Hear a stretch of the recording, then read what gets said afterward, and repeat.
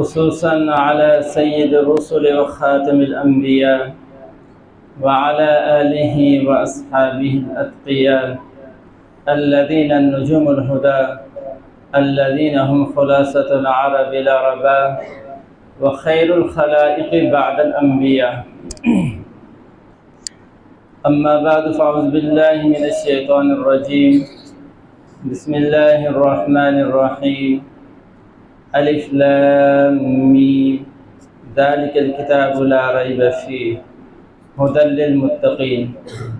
وقال النبي صلى الله عليه وسلم إن الله يرفع بهذا الكتاب أقواما ويضع به آخرين. وقال الله تبارك وتعالى ما آتاكم الرسول فخذوه وما نهاكم عنه فانتهوا. وقال النبي صلى الله عليه وسلم لا يؤمن أحدكم حتى يكون هواه تبعا لما جئت به. صدق الله مولانا العظيم وصدق رسوله النبي الأمي الكريم ونحن على ذلك لمن الشاهدين والشاكرين والحمد لله رب العالمين. میرے بھائیوں اور دوستو عزیزو، آج یہ تکمیل قرآن کا موقع ہے اور بہت ہی مبارک اور بابرکت موقع ہے. اللہ تعالیٰ کی توفیق سے، اس کے فضل سے، اس کے کرم سے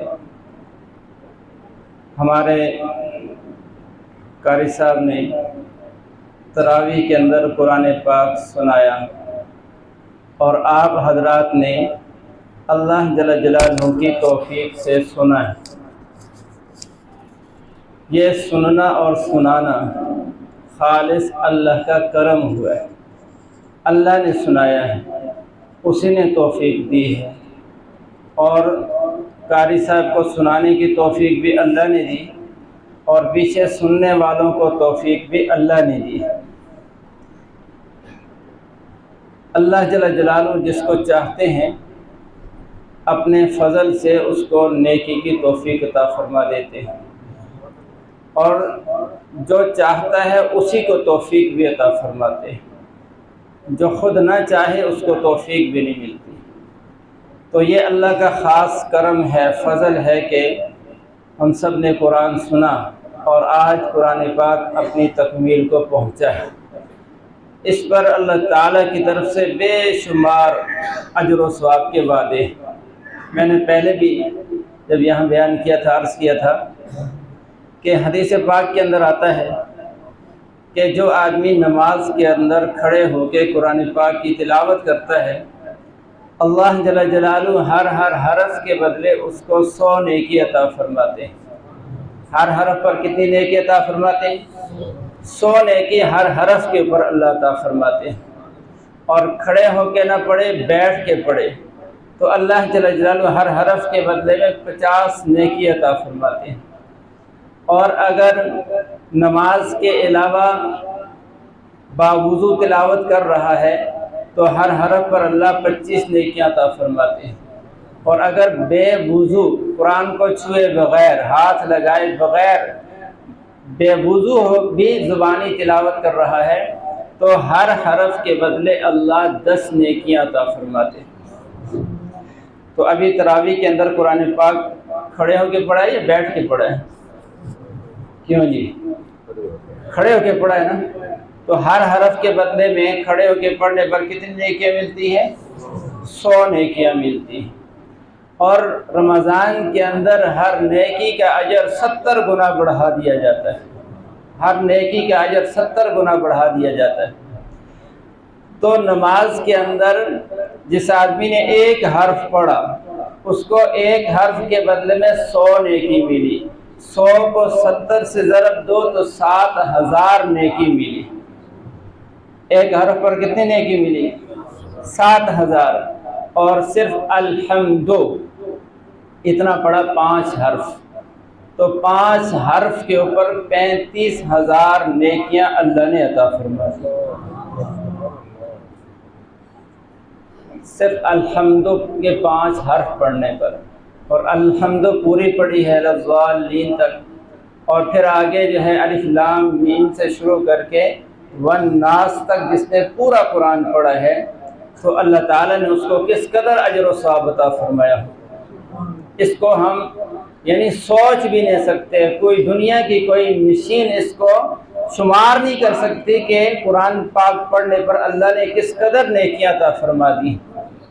یہ تو پڑھنے والے کو اللہ نے عطا فرمایا، اور جو سننے والے ہیں ان کے بارے میں اللہ کے نبی نے ارشاد فرمایا من کان لہ امام فقراۃ الامام لہ قراۃ، کہ جس آدمی کے آگے امام کھڑا ہو کے پڑھ رہا ہو تو مقتدیوں کو اس وقت حکم یہ ہے اذا قرئ القرآن فاستمعوا له وانصتوا لعلکم ترحمون، کہ جب تمہارے آگے قرآن پڑھا جا رہا ہو تو تم پیچھے خاموشی کے ساتھ اس کو سنو، فاستمعوا له پوری توجہ کے ساتھ کان لگا کر سنو، وانصتوا اور خاموشی سے سنو، پیچھے پڑھنا نہیں۔ کیوں؟ اس لیے کہ اللہ کے نبی ارشاد من کان لہ امام فقراۃ الامام لہ قراۃ، کہ جس کے آگے امام کھڑا ہو کے پڑھ رہا ہے تو امام کا پڑھنا ہی مقتدی کا بھی پڑھنا ہے، تو جو اللہ جل جلالہ نے ایک ایک حرف کے اوپر امام کو اجر و ثواب عطا فرمایا، وہی ثواب پیچھے مقتدیوں کو بھی اللہ نے عطا فرما دیا۔ تو میرے بھائیوں اور دوستوں عزیزو، یہ بہت ہی قیمتی سودا ان لوگوں نے کیا ہے جنہوں نے رمضان کے اس بابرکت مہینے کے اندر قرآن کو سننے اور سنانے کا اہتمام کیا، اور پھر حدیث کے اندر اللہ کے نبی نے ارشاد فرمایا طوبی لعبد جعلہ اللہ مفتاحا للخیر ومغلاقا للشر، کہ خوش قسمت ہے وہ آدمی جسے اللہ خیر کی چابی بنا دے، جس کے ذریعے سے اللہ خیر کے دروازوں کو کھول دے، وہ انتہائی خوش قسمت آدمی ہے۔ وَوَيْلٌ لِعَبْدٍ جَعَلَهُ اللَّهُ مِفْتَاحًا لِلشَّرِّ وَمِغْلَاقًا لِلْخَيْرِ، اور انتہائی بدبخت ہے وہ آدمی جس کو اللہ شر کے لیے، برائی کے لیے چابی بنا دے اور خیر کے لیے تالا بن جائے، جس سے برائیاں پھیلیں اور نیکیوں کے دروازے جس سے بند ہو، وہ امت کا بدبخت ترین آدمی ہے۔ تو جو نیکی کا ذریعہ بنے، خیر کا ذریعہ بنے، وہ اللہ کے نبی نے ارشاد فرمایا کہ انتہائی خوش قسمت آدمی۔ تو یہ جنہوں نے مسجد بنائی، اللہ کا گھر بنایا، اور اس کے بعد جو کچھ یہاں الحمدللہ ہو رہا ہے، مدرسہ بن گیا، حفظ کی کلاس چل رہی ہے، کتنے حفاظ تیار ہو کے جا رہے ہیں، تو مسجد بنانے والوں کو بھی یہ سارا کا سارا اجر و ثواب مل رہا ہے، اور پھر مسجد کے اندر جتنے معاونین ہیں جو ان کی دیکھ بھال کرتے ہیں، ان کا خیال رکھتے ہیں، تو اللہ کے نبی کے فرمان کے مطابق سب کو اس کا اجر و ثواب پورا مل رہا ہے۔ تو میرے بھائیوں اور دوستوں، جس طرح آج قرآن کی تکمیل ہو گئی ہے، ایک دن تھا پہلا پارہ پڑھا اور اس کی آیات پوری کی، آیات پوری ہوتے ہوتے آخری پارہ پورا ہوا، والناس پر ختم ہو گیا۔ اسی طرح ہماری زندگی کے سانس بھی چل رہے ہیں، دن بھی چل رہے ہیں، تو جس طرح قرآن کی آج تکمیل ہوئی ہے، ہماری زندگی کی بھی ایک دن تکمیل ہو جائے گی، یہ زندگی بھی اپنے اختتام کو پہنچ جائے گی، اور جب یہ زندگی اپنے اختتام کو پہنچے گی تو پھر اس وقت پتہ چل جائے گا کہ یہ مسجد کی تراویحیں، مسجد کی نمازیں اور قرآن پاک کا پڑھنا اور سننا یہ کس قدر اجر رکھتا ہے، اور اس پر اللہ کیا کچھ عطا فرماتا ہے۔ جو ہی یہ دنیا کی آنکھ بند ہوگی اور آخرت کی آنکھ کھلے گی تو سب کچھ ظاہر ہو جائے گا۔ حضرت علی المرتضیٰ کرم اللہ وجہہ فرماتے الناس نیام، اس وقت جب دنیا کے اندر سارے لوگ یہ جاگ رہے ہیں تو حضرت علی فرماتے ہیں کہ یہ جاگ نہیں رہے، ابھی سو رہے۔ کیا ہے یہ؟ ابھی دنیا کے اندر جو چل پھر رہے ہیں یہ ابھی تو سو رہے ہیں۔ اذا ماتوا انتبہوا، جب دنیا سے چلے جائیں گے، موت آئے گی تو پھر حقیقت کی آنکھیں کھل جائیں گی اور جاگ جائیں گے اس وقت، اور جب وہ جاگیں گے تو پھر پتہ چلے گا کہ جب ہم سو رہے تھے تو کیا کچھ لے کر اس جاگتے ہوئے جہان کے لیے ہم آئے۔ اس وقت نیکیوں کی قدر و قیمت ہمیں معلوم ہو جائے گی۔ لیکن نیکی کمانے کا سیزن ختم ہو چکا ہوگا۔ یہ جو حفاظ ہیں، یہ جو علماء ہیں، یہ جو دیندار طبقہ ہے، مسجد کے لوگ ہیں، ہمیں ان کی قدر کرنی چاہیے۔ ابھی کل ہی کی ایک یعنی مجھے کسی نے بھیجا ہے فیس بک سے، واٹس ایپ پر، پنجاب کے کسی گاؤں کی بات ہے۔ وہاں ایک مولوی صاحب، مسجد کے امام، قاری صاحب، حافظ صاحب، وہ آج سے 34 سال پہلے فوت ہوئے۔ کتنے سال؟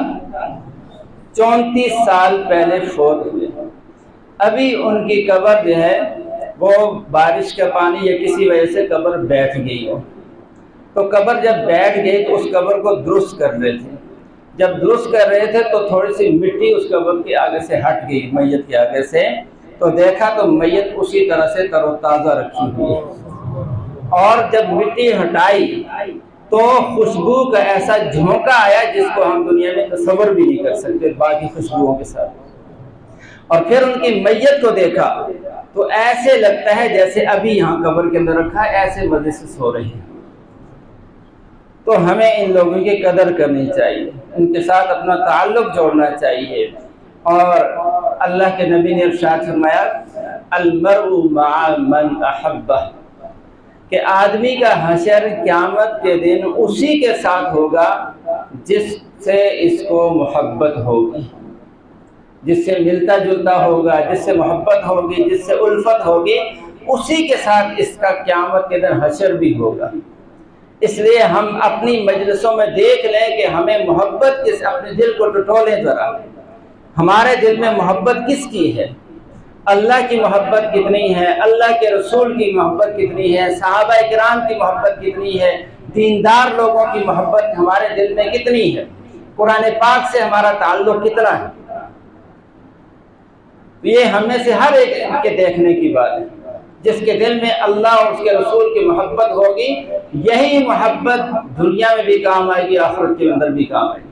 اور جس کے دل میں اللہ اور اس کے رسول کی محبت اور صحابہ کی محبت، اہل بیت کی محبت میں کمی ہوگی، علماء کی محبت میں کمی ہوگی، دیندار طبقے کی محبت میں کمی ہوگی، ان کو دیکھ کر جس کا بلڈ پریشر ہائی ہوتا ہوگا اور اس کو دیکھ کر غصہ آتا ہوگا، تو پھر یہ سمجھ لے کہ قیامت کے دن پھر میں ان لوگوں میں سے نہیں اٹھایا جا سکتا، نہیں اٹھایا جا سکتا۔ اس لیے میرے بھائی اور دوستو عزیزو، ایک تو ہم اپنا تعلق قرآن کے ساتھ جوڑیں، دوسرا اللہ تعالیٰ کے نبی کے ساتھ اپنا تعلق مضبوط کریں، پھر صحابہ کے ساتھ اپنا تعلق مضبوط کریں، اور اہل بیت اطہار کے ساتھ اپنا تعلق مضبوط کریں، علماء کرام کے ساتھ اپنا تعلق مضبوط کریں۔ یہ وہ تعلقات ہیں جو دنیا میں بھی کام آئیں گے اور آخرت کے اندر بھی کام آئیں گے۔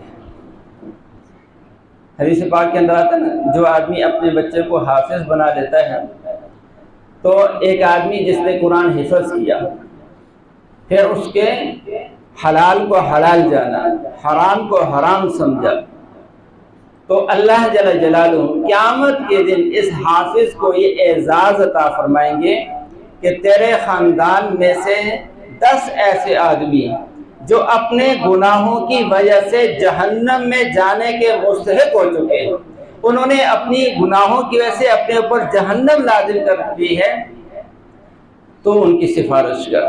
یہ حافظ قرآن ان کی سفارش کرے گا، اس کی سفارش پر ان جہنمیوں کو اللہ جہنم سے نکال کر جنت میں بھیج دے گا۔ اور دنیا کے اندر اگر دنیاوی اعتبار سے کسی نے بڑی سے بڑی ڈگری بھی حاصل کر لی ہے، اس کو قیامت کے دنیا کے اندر تو کوئی ایم پی اے سفارش کرے گا، ایم ایل اے سفارش کرے گا، کوئی وزیر سفارش کرے گا، کوئی مشیر سفارش کرے گا، کسی کام میں اگر ضرورت پڑ جائے۔ ان حافظوں کو کوئی نہیں پوچھتا، مولوی کو کوئی نہیں پوچھتا کہ تو سفارش کر۔ لیکن وہ جہان جو ہوگا، وہاں کسی ایم پی اے، ایم این اے، کسی وزیر، کسی مشیر، کسی صدر کی کوئی سفارش نہیں چلنی۔ وہاں سفارش جو چلنی ہے تو حافظ قرآن کی چلنی ہے، عالم کی چلنی ہے، حاجی کی سفارش چلنی ہے، دیندار طبقے کی سفارش وہاں چلنی ہے، باقی کسی کی سفارش نہیں چلنی۔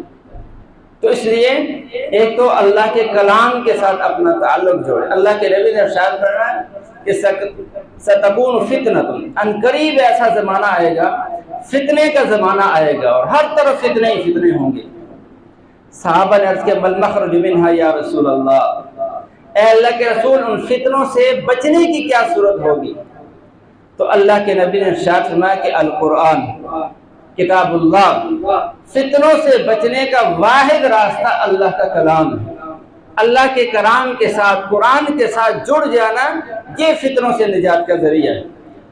فیہ نبأ من قبلکم، کیونکہ اس قرآن میں تم سے پہلے جتنی قومیں گزری ہیں اللہ نے سب کے حالات کو قرآن میں بیان فرما دیا۔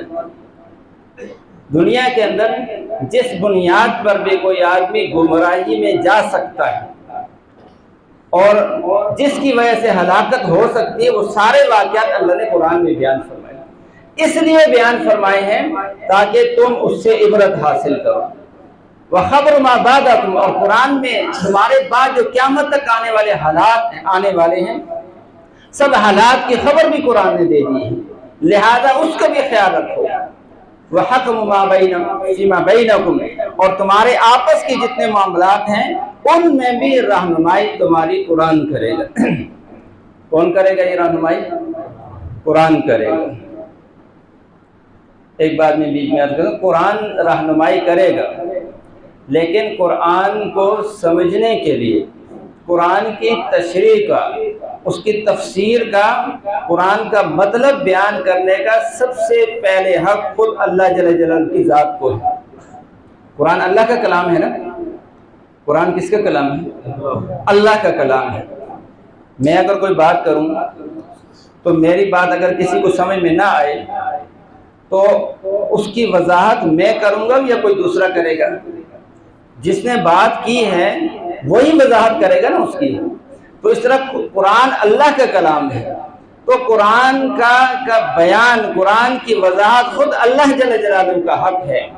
خود اللہ بتائے گا کہ میری کتاب کا، میرے اس فرمان کا مطلب کیا ہے۔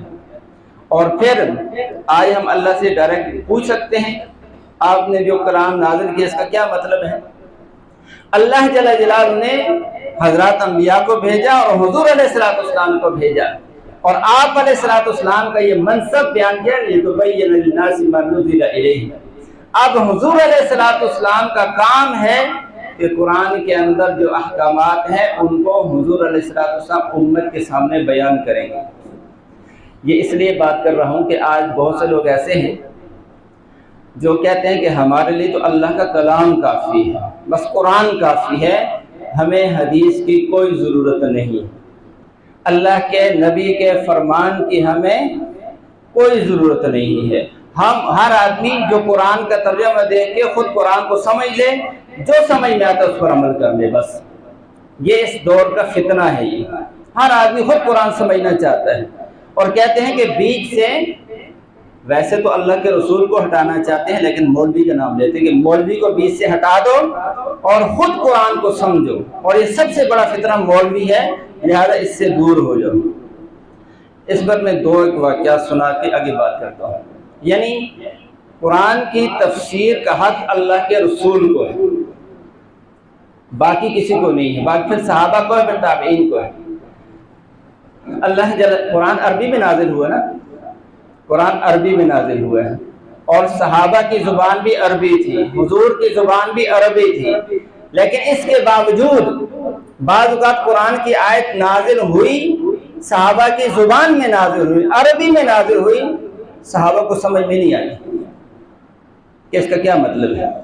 اللہ جل جلالہ رمضان کے بارے میں سورہ بقرہ میں فرمایا کلوا واشربوا حتی یتبین لکم الخیط الابیض من الخیط الاسود من الفجر، کہ تم کھاؤ اور پیو، اس وقت تک کھا پیو کہ جب تک کہ سفید دھاگا تمہیں کالے دھاگے سے ممتاز ہو کر الگ سے نظر نہ آئے، دو دھاگے ہوں، ایک کالا ایک سفید، تو اس وقت تک کھاؤ جب تک کہ سفید دھاگا تمہیں نظر آنے لگ جائے، اتنی روشنی ہو جائے، تو اس وقت تک تم کھاتے ہو۔ اس آیت کا ظاہری مطلب یہ ہے۔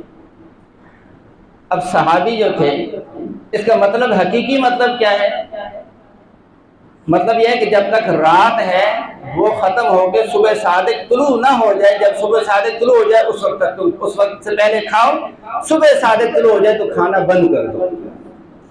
ایک صحابی تھے عدی، یہ بخاری شریف کے اندر روایت ہے، یہ کتاب و تفسیر کے اندر، ایک صحابی تھے عدی رضی اللہ تعالیٰ عنہ۔ جب یہ آیت نازل ہوئی کلوا واشربوا حتی یتبین لکم الخیط الابیض من الخیط الاسود من الفجر، انہوں نے ایسا کیا کہ ایک سفید دھاگا لیا اور ایک سیاہ کالا دھاگا لیا اور ان کو اپنے تکیے کے نیچے رکھ لیا، اور صبح جب سحری کا وقت ہوا تو دھاگوں کو نکال کے دیکھا، ابھی لائٹ تو نہیں تھی، اندھیرا، ابھی نہیں پتہ چلا یہ کالا ہے یہ سفید ہے، تو کھاتے رہو۔ تو جب سفید نظر آیا تو پھر کھانا چھوڑ دیا، یہ سفید ہے یہ کالا ہے۔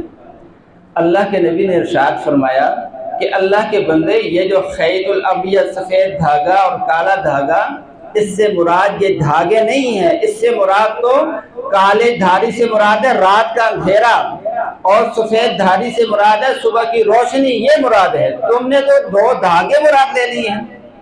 اور اللہ کے نبی نے ارشاد میں پھر تمہارا تو تکیہ ان وسادتک لعریضۃ، تمہارا تو تکیہ بڑا وسیع ہو گیا کہ جس کے نیچے پوری رات اور پورا دن اس کے نیچے آ گیا ہے۔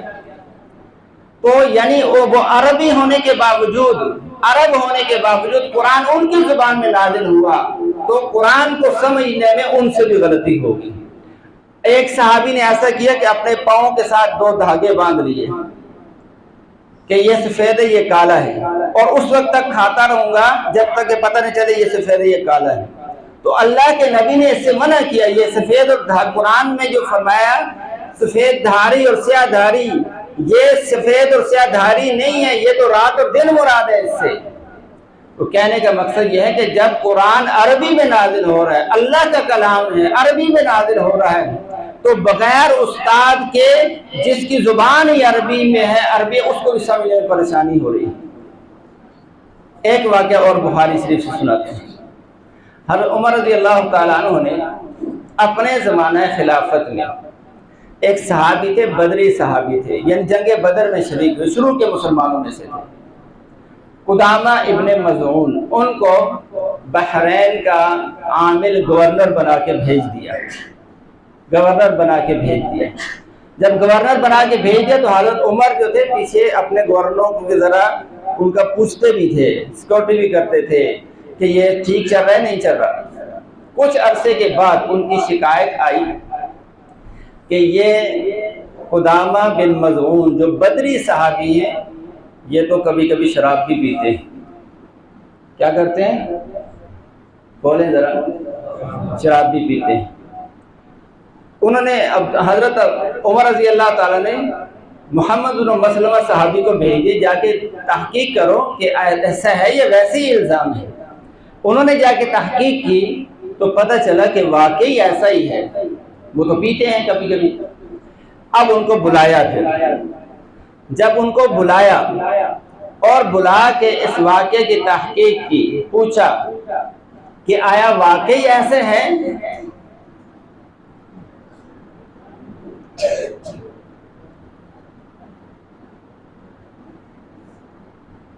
توجہ ہے جی؟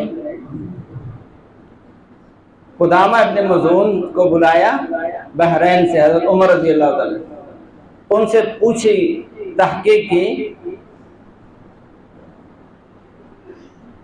بہت اہم بات کہہ رہا ہوں، ان سے تحقیق کی، پوچھا تو انہوں نے کہا ہاں میں تو پیتا ہوں۔ انہوں نے کہا کیوں پیتے ہو؟ ان کا قرآن میں اللہ نے فرمایا ہے۔ کہاں فرمایا ہے؟ قرآن میں فرمایا ہے کہ پی لیا کرو۔ تو انہوں نے پوچھا قرآن، حضرت عمر نے صحابی سے پوچھا، صحابی معمولی نہیں، بدری صحابی ہیں، یہ بدری صحابی ہیں۔ قرآن کو سمجھنے بغیر استاد کے، حضور سے پوچھنے کی نوبت نہیں آئی ہوگی، بغیر استاد کے خود سمجھا قرآن کو۔ یہ کہتے ہیں نا خود سمجھو، آج ایک نعرہ ہے خود سمجھو قرآن کو، ہر آدمی خود سمجھے۔ ترجمہ دیکھ لو، کسی مولوی کی، کسی استاد کی ضرورت نہیں ہے، درمیان سے ان کو ہٹا دو۔ تو حضرت عمر نے پوچھا کہ قرآن میں کہاں ہے؟ تو انہوں نے 7ویں پارے میں ہے، یا ایھا الذین آمنوا इन्नमल खम्रु वल मैसिरु वल-अंसाबु वल-अज़लामु रिज्सुम मिन अमलि शैतान फज्तनिबू। ये शराब की हुर्मत बयान की, जुए की, और जो उस ज़माने में जुए के तीर होते थे उनकी भी हुर्मत इस आयत में बयान हुई है। आगे 2-3 आयतों के बाद है, यानी अल्लाह ने क्या कर दिया, शराब भी हराम है, जुआ भी हराम है, जुए के तीर भी हराम है, ये चीज़ें हराम कर दी, इनसे बच के रहो। 2 आयतों के बाद तीसरी आयत है, अलल्लज़ीना आमनू व अमिलुस्सालिहाति जुनाहुन फीमा ताइमू, कि जो लोग ईमान ले आए हैं और उन्होंने नेक अमल कर लिए हैं, वो अगर पी लिया करें, चख चुख लिया करें, तो इसमें कोई गुनाह नहीं है। कोई गुनाह बोले, कोई गुनाह नहीं है। क्या मतलब, शराब अगर पी लिया करें तो कोई गुनाह नहीं है। ये उन बदरी सहाबी ने खुद कुरान समझा, तो ये उनसे हज़रत उमर ने कहा कि अल्लाह के बंदे, अगर तू बदरी ना होता, क्योंकि बदर वालों को बहुत ऊंचा मकाम है, तो मैं अगर तू बदरी ना होता तो मैं अभी तुझे मार मार के तेरी खाल उतार देता। मैं कुरान का ये मतलब है भाई, पीछे अल्लाह ने कह दिया कि शराब हराम, जुआ हराम और जुए के तीर जो है हराम है, तो ये आगे जो कहा है जाके कि कोई हरज नहीं है उन लोगों पर जो ईमान ले आए, नेक अमल कर लें, तो ये तो उन लोगों के बारे में था। साहबा ने पूछा था हुजूर से कि अल्लाह के रसूल, जुआ शराब तो हराम हो गया, लेकिन इसके हराम होने से पहले कुछ लोग ऐसे थे जो मुसलमान थे, लेकिन जब हराम नहीं था तो पीते थे। वो तो हराम तो नहीं था ना, पीना जाए, सब पीते थे, तो उनका क्या बनेगा जो पहले पीते हुए दुनिया से चले गए हैं। तो उस पर यह आयत अल्लाह ने नाज़िल फरमाई है कि जो लोग ईमान ले आए, नेक अमाल करें, किए उन्होंने, और इसके हराम होने से पहले जो पीते रहे हैं उन पर कोई गुनाह नहीं है। तो कितनी फर्क है दोनों बातों में। वो बदरी सहाबी बगैर उस्ताद के कुरान का मतलब समझने में इतना बड़ी गलती हो गई कि हराम चीज को हलाल समझ बैठे।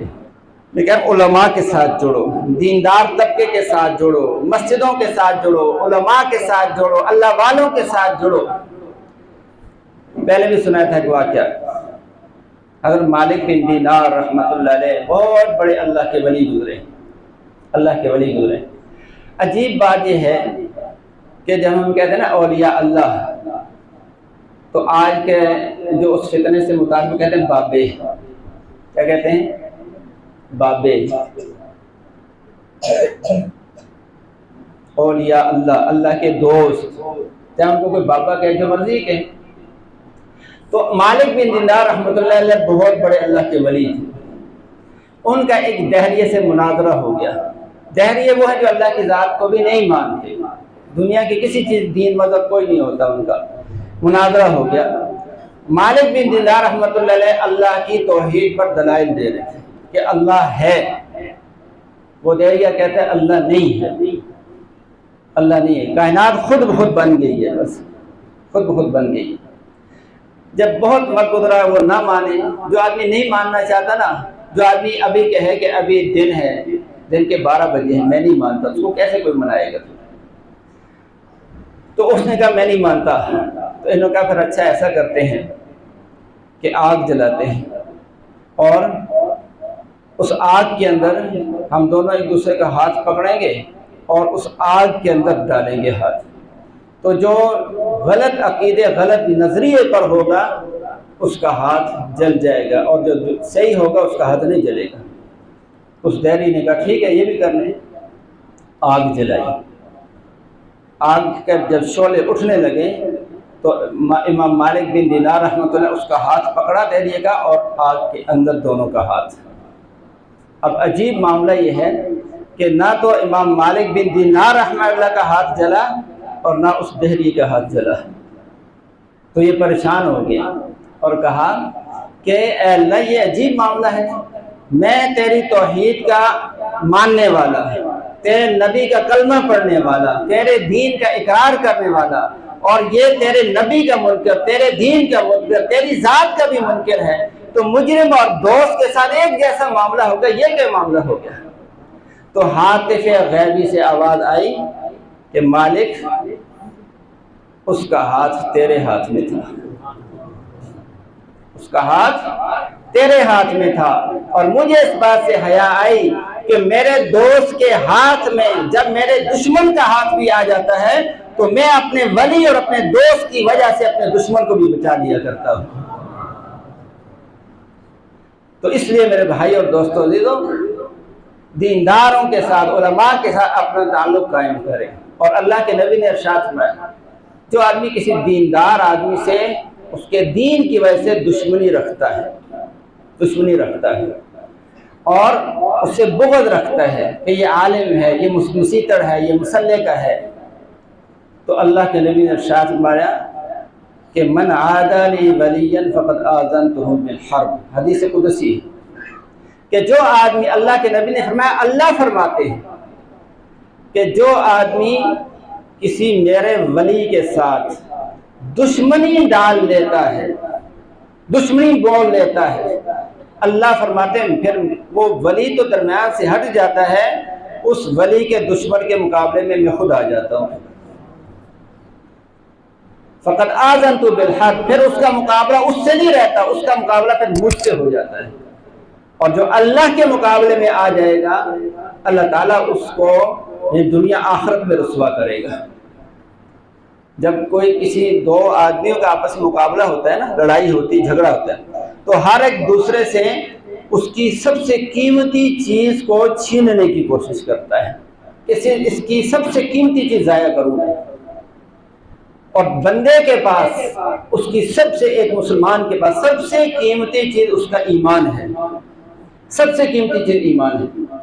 تو جو آدمی کسی ولی سے دشمنی کرے گا وہ اللہ کے مقابلے میں آئے گا، جو اللہ کے مقابلے میں آئے گا اللہ اس کے ایمان کو سلب کر دے گا، دنیا سے بغیر ایمان کے چلا جائے گا۔ اس لیے میرے بھائی اور دوستوں عزیزو، ہم علماء کے ساتھ، میں اس لیے بھی نہیں کہہ رہا کہ میں خود مولوی ہوں، الحمدللہ مولوی ہوں میں، ہمیں اس پر فخر ہے، تو یہ جتنے بھی الحمدللہ بہاریں ہمیں آج نظر آ رہی ہیں نا، یہ سارے ان مدارس کی، مسجدوں کی برکت سے۔ اس وقت پوری دنیا کے اندر قرآن سنایا گیا ہے، اس رمضان میں پوری دنیا میں سنایا گیا، اور وفاق المدارس، یہ سنانے والے کہاں سے آ رہے ہیں؟ مسجدوں سے آ رہے ہیں نا، مدرسوں سے آ رہے ہیں نا، یہ کالجوں یونیورسٹیوں سے آ رہے ہیں، مسجدوں مدرسوں سے آ رہے ہیں۔ اس دفعہ یہ جو ابھی وفاق کے امتحان ہوئے ہیں، وفاق المدارس پاکستان میں 4 کے 5 بورڈ ہیں مختلف مکاتب فکر کے، ان میں سے ایک بورڈ ہے وفاق المدارس عربیہ، جس کو دیوبندیوں کا سمجھ لیں ایک بورڈ ہے یہ۔ اس میں اس سال جن لڑکوں نے وفاق کا امتحان دیا ہے اور وہ حفظ جن کا مکمل ہوا ہے، تقریباً 90,000 بچے اس سال حافظ قرآن بنے ایک بورڈ سے، اور بریلوی حضرات کا الگ بورڈ ہے، اس سے کتنے حافظ بنے، اہل حدیث حضرات کا الگ بورڈ ہے، اس سے کتنے حافظ بنے، یہ الگ ہے۔ یہ کہاں سے آ رہے ہیں؟ یہ مدارس سے آ رہے ہیں۔ ابھی میں مولانا زاہد الراشدی صاحب کی بات سن رہا تھا، آخری بات کرتا ہوں، کہ انہوں نے فرمایا کہ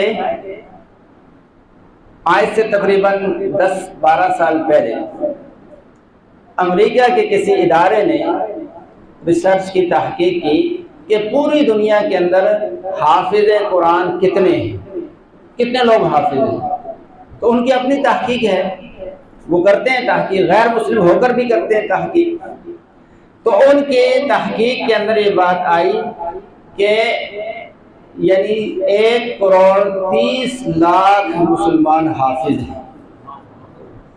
آج سے 10-12 سال پہلے کتنے حافظ ہیں؟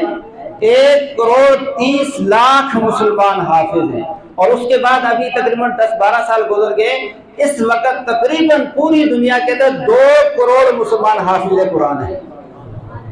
تو یہ 2 کروڑ حافظ قرآن کسی یونیورسٹی سے نکل کے آئے ہیں، کسی کالج سے نکل کے آئے ہیں، ان مدارس سے نکل کے آئے ہیں، یہ علماء کی، مدارس کی، قراء کی محنتیں اس سے آئی ہیں۔ تو اس لیے میرے بھائی اور دوستوں، قرآن کے ساتھ بھی اپنا تعلق جوڑیں، علماء کے ساتھ تعلق جوڑیں، مسجد کے ساتھ تعلق جوڑیں، یہی آپ کو دنیا آخرت میں کام آئے گا۔ اور ان کی ہم قدر کر لیں، ان کی قدر کر لیں، ان کی قدر ہی دنیا آخرت میں عزتوں کامیابیوں کا باعث بنے گی۔ تو یہ مفتی صاحب کو بھی اللہ جزائے خیر عطا فرمائے، ایک ماحول بنایا، یہاں الحمدللہ حفظ کی کلاس بھی شروع ہو گئی اور بچے حفاظ بھی بن رہے ہیں، اور بھی جو ان کے ساتھی ہیں ان کے ساتھ تعاون کرتے ہیں، جڑتے ہیں۔ تو ہمیں سب کو جو ہے نا اس معاملے میں ان کا تعاون کرنا چاہیے، جڑنا چاہیے ان کے ساتھ۔ ایک بات میں اور عرض کروں، بات ختم کروں، مدارس اور مساجد کا تعاون کبھی بھی اس بنیاد پر نہ کریں کہ یہاں یتیم، فقیر اور لاچار لوگوں کے بچے پڑھتے ہیں اس لیے ہم ان کو اپنی زکوٰۃ دے دیں۔ ترس کھا کر کبھی بھی ان کے اوپر خرچ نہ کریں کہ یہاں غریب فقیر بچے جن کا کوئی پرسان حال نہیں ہے اور وہ یہاں پڑھتے ہیں لہذا ہم ان پر اپنی زکوٰۃ خرچ کریں، کبھی بھی اس بنیاد پر نہ کریں۔ ترس کھا کر مت کرو، اس بنیاد پر ان کا تعاون کریں کہ یہ مدارس دین کے قلعے ہیں۔ یہ اب تک جو دنیا کے اندر اسلام باقی ہے، دین باقی ہے، ان مدارس اسلامیہ کی برکت سے باقی ہے۔ اس لیے کہ جس مذہب کی تعلیم چلتی رہتی ہے وہ مذہب دنیا میں باقی رہتا ہے، اور جس مذہب کی تعلیم ختم ہو جاتی ہے وہ مذہب دنیا سے مٹ جایا کرتا ہے۔ یہودیت اور عیسائیت مذہب کے آسمانی مذاہب تھے نا، وہ بھی آسمانی مذاہب تھے، تورات کے ماننے والے، آسمانی کتاب تھی وہ۔ آج دنیا سے تورات مٹ گئی ہے، تورات خود بھی مٹی، جس زبان میں تورات نازل ہوئی تھی وہ زبان بھی دنیا سے مٹ گئی ہے۔ لیکن کیوں مٹی ہے کہ انہوں نے پڑھنا پڑھانا اس کو ختم کر دیا، چھوڑ دیا۔ آج دنیا میں اسلام کیوں باقی ہے؟ اس لیے کہ اسلام کی تعلیم دینے والے دنیا میں باقی ہیں۔ جب تک یہ اسلام کی تعلیم دینے والے دنیا میں باقی رہیں گے اسلام دنیا میں چمکتا رہے گا اور پھیلتا رہے گا، بڑھتا رہے گا۔ اس لیے جو لوگ جنہوں نے اپنی زندگیاں اس کے لیے وقف کر رکھی ہے نا، مدارس کی صورت میں، مسجدوں کی صورت میں، تو ان کو یہ سمجھ کے ترس کھا کر ان پر خرچ نہ کرو، اس نیت سے خرچ کرو کہ یہ دین کا قلعہ ہے اور اس نے اپنی زندگی دین کے لیے وقف کر رکھی ہے، تو میرا بھی دین کے پھیلانے میں کچھ تھوڑا سا حصہ پڑ جائے۔ ایک اتنی بڑی NGO پوری دنیا میں کام کر رہی ہے دین کا، اس میں تھوڑا سا میرا حصہ پڑ جائے، اپنی ضرورت سمجھ کر، کسی دوسرے پر احسان، مدرسے پر مسجد پر احسان جتلانے کے لیے نہیں، اپنی ضرورت سمجھ کر کہ میری ضرورت ہے یہ، اس لیے میں خرچ کر رہا ہوں۔ اور اگر وہ خرچ جس پر کر رہا ہے مدرسے والا لے رہا ہے آپ کے پیسوں کو، تو اس کا اپنے اوپر احسان سمجھو کہ مجھ پر احسان کر رہا ہے، لے رہا ہے، میرا اس پر کوئی احسان نہیں۔ اس طرح سے خرچ کیا کریں، تو کوشش کریں گے انشاءاللہ۔ بعد کے درس کی طرف چلے گی، جو کچھ کہا ہے اللہ جل جلالہ مجھے آپ کو عمل کی توفیق نصیب فرمائے۔ ایک بار پھر مبارکباد دیتا ہوں جن لوگوں نے قرآن سنا ہے، جنہوں نے سنایا ہے، یہ اللہ کی توفیق سے ہوا ہے، اس پر اللہ جل جلالہ کا شکر ادا کریں۔ اور جب قرآن ختم ہو گیا تو تراویح ختم ہو گئی ہے، تراویح ہوگی نا، تراویح ہوگی، اور جب تک عید کا چاند نظر نہیں آئے گا اس وقت تک تراویح ہوگی، تقریباً جو ہے 9 دن تو ہے ہی، تو تراویح پڑھنی ہے، مسجد میں ہی آ کے پڑھنی ہے۔ ایک ایک سجدے پر اللہ تعالیٰ کی طرف سے 1500 نیکیاں ملتی ہیں، 1500 نیکی ایک ایک تراویح کے سجدے پر اللہ تعالیٰ فرماتے ہیں۔ جنت کے اندر سرخ یاقوت کا ایک محل اللہ تراویح کے سجدے پر، ایک سجدے پر، اللہ کے نبی نے ارشاد فرمایا تراویح کے ایک سجدے پر جنت کے اندر سرخ یاقوت کا ایک محل اللہ تعالیٰ فرماتے ہیں جس کے 60,000 دروازے ہوں گے۔